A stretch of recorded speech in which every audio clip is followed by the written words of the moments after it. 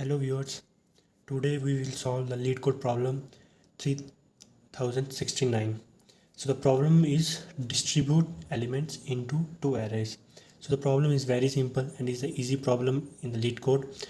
So basically I divide the problem into small chunks so that we can understand the problem easily. And first of all, whenever you are solving any problem, first develop the intuition how you are going to solve the problem. And if you are able to develop the intuition, then you can easily get the solution for the problem. So what is given to us? First let's analyze that. So we are given an array called nums. So basically हमें एक array दिया गया है और उसका नाम दिया गया nums which containing distinct integers. मतलब उसमें अलग अलग integers हैं. We have to distribute all these elements into two arrays. So जो भी elements हमें array में दिए गए nums में, we have to distribute into two arrays, array 1 and array 2. This is basically the problem statement. And how we can do that? The process is given below. So the process starts like this. First element of the nums array will go to the array 1 and the second will go to the array 2. And for the remaining elements, what we have to do is we compare the last element of both arrays. So we have to compare the last elements of both the arrays, and if the last element of array 1 is greater than the last element of array 2, we put the current into array 1. So we will compare these two elements, which one is larger. On that array we will put the next element. So finally we have to concatenate the array 1 and array 2 and return the result to the function. So this is basically what the problem statement says. So before going to solve the problem, let's do a dry run how we are going to solve the problem. So suppose given us an array of num which contains element 2, 1 and 3. So first of all we will put these two elements in array 1 and array 2. So in array 1 we will put 2 and array 2 we will put 1. Now we will compare both of these values, which one will be greater. The next element will go in that array.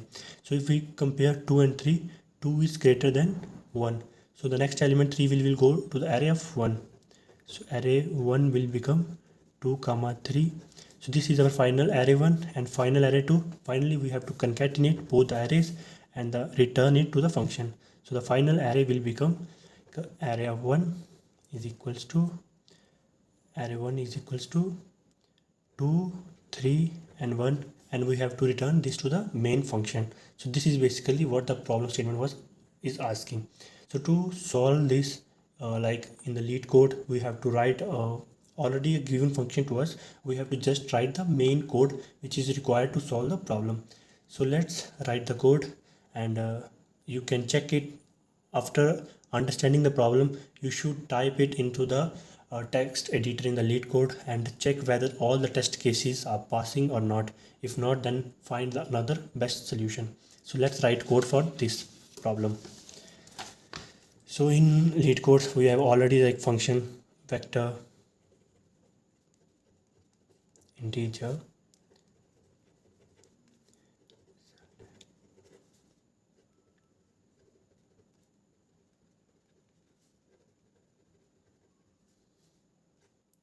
so this is already given us, this function is already given us in the LeetCode, and we have to write the intuition and the function for the solution for this function.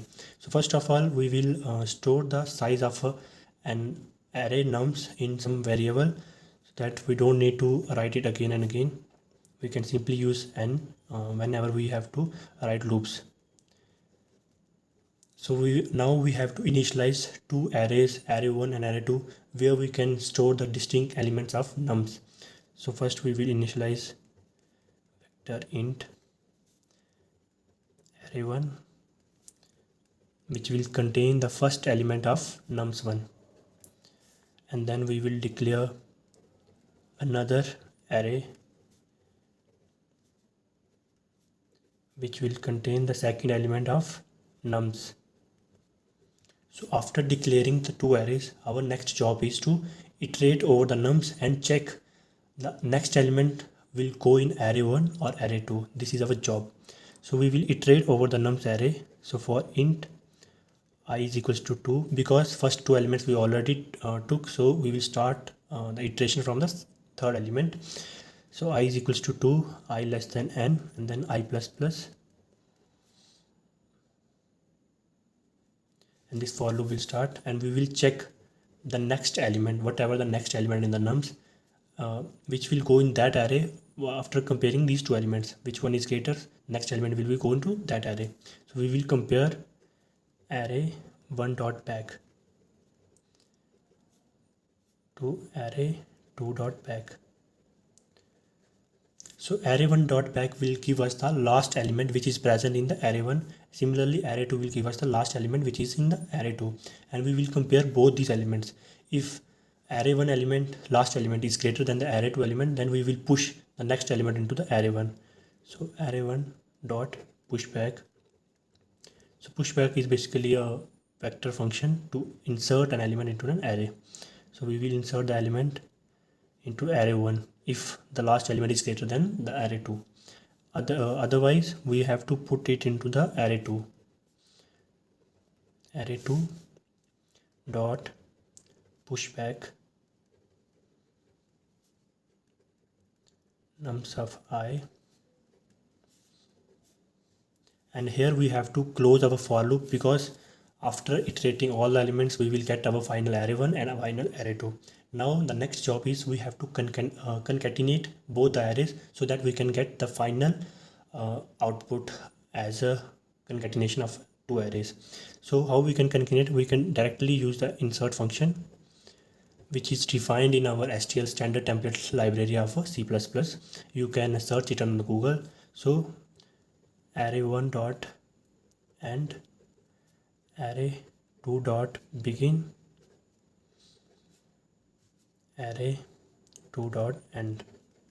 So what this function basically do, it will insert the array 1 and array 2, and where it will insert, first it will write the array 1 or all the elements in the array 1, and then in the end of the array 1 it will start writing the elements of array 2.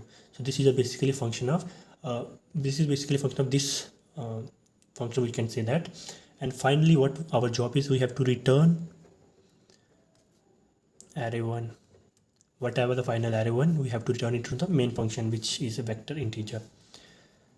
So this is all about distribute the array elements, given array elements, into the two arrays, and finally concatenate them and return into the function. So this is basically our problem statement. And if we talk about the time complexity, so if time complexity, if we check, we are iterating over the array for almost big of n. For iterating over the array, we will check whether the element will go in the array 1 or array 2. For that we can say that the time complexity is, we can write it like, we iterate through the array only once, क्योंकि हम array में basically एक ही बार iterate कर रहे हैं, तो time complexity should be, time complexity is big of n.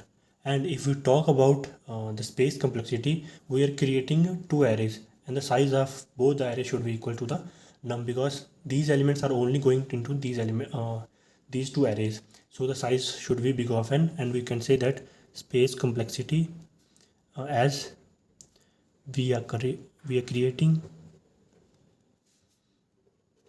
two arrays that together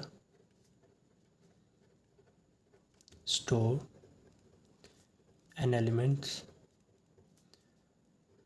so we can say that the space complexity will be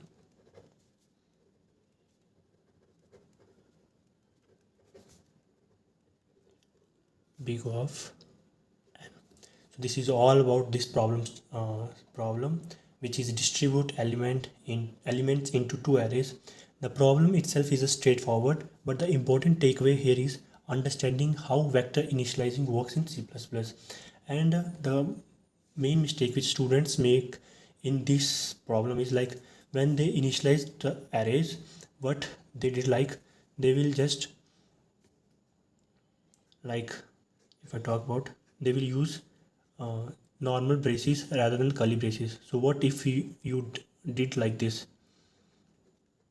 So if you create the new array like this, it will, suppose if the num of 0, if you talk about the example of 2 1 3, so this will create an array of two zeros, because num of 0 contains 2 and it will contain the, it will create the two elements in an array with zeros. This is basically function of when we use normal braces, which is basically parentheses. But when we use curly braces, it means that num of 0, whatever the element in num of 0, it will store into the array. So we should neglect this mistake in such if we have to store single element into an array. This have another function and this curly braces have another function. We have to understand this, otherwise we might get an error or we might get a wrong output while solving the problem. If you found this explanation helpful, make sure to like this video, subscribe to the channel and comment if you want more LeetCode and DSA problems explained step by step. See you in the next one. Until then, keep learning and keep coding. Bye bye.